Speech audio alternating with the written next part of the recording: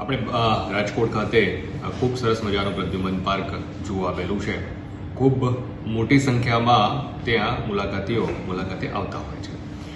એની સાથે સાથે આપણે એક નવું એટ્રેક્શન શહેરને મળી શકે એટલા માટે મહાનગરપાલિકા તરફથી લાયન સફારીનું પણ બનાવવા માટેનું આયોજન કરવામાં આવેલું છે. એ સંદર્ભે નીચે જે પ્લાન્ટેશનની એક્ટિવિટી હોય એ ઓલરેડી કરવામાં આવેલી છે.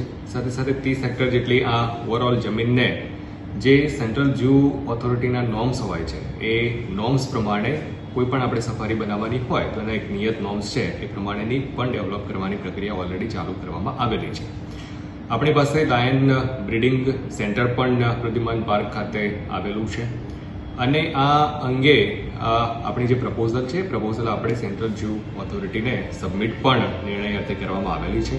એમના તરફથી કેટલાક રેકમેન્ડેશન પણ આપણને મળેલા છે. એટલે એ રેકમેન્ડેશન ઉપર પણ આપણે ઝડપથી કામ કરી અને આવનારા સમયમાં ખૂબ ઝડપથી આ પ્રોજેક્ટ આગળ વધે અને સ્થાનિક કક્ષાએ સ્થાનિક લોકો માટે અને જે લોકો બહારથી પણ રાજકોટની મુલાકાતે આવતા હોય એમને એક લાયન સફારીનું નજરાણું મળી રહે એ પ્રકારેનું આયોજન રાજકોટ મહાનગરપાલિકા દ્વારા કરવામાં આવેલું છે. રાજકોટવાસીઓને ક્યાં સુધીમાં મળશે સર?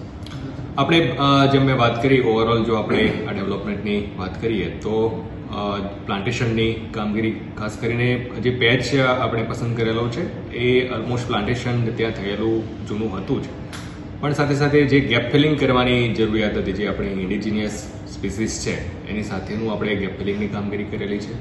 ઓવરઓલ જે નાનું મોટું કન્સ્ટ્રક્શન એક્ટિવિટી પણ ત્યાં પાથવે કરવાનો હોય, કમ્પાઉન્ડ વોલ કરવાની હોય, ગેટ વગેરે પ્લાઝા બનાવવાની વગેરેની કામગીરી હોય તો આ કામગીરી પણ આપણે તબક્કાવાર અને હાથ ઉપર ધરી રહ્યા છે. એટલે જો આપણે વિચારીએ તો આગામી લગભગ 2 થી 2.5 વર્ષની અંદર આ સમગ્ર પ્રોજેક્ટ ચોક્કસપણે આપણે ચાલુ કરી અને પ્રજા સમક્ષ ખુલ્લો મૂકી શકીએ.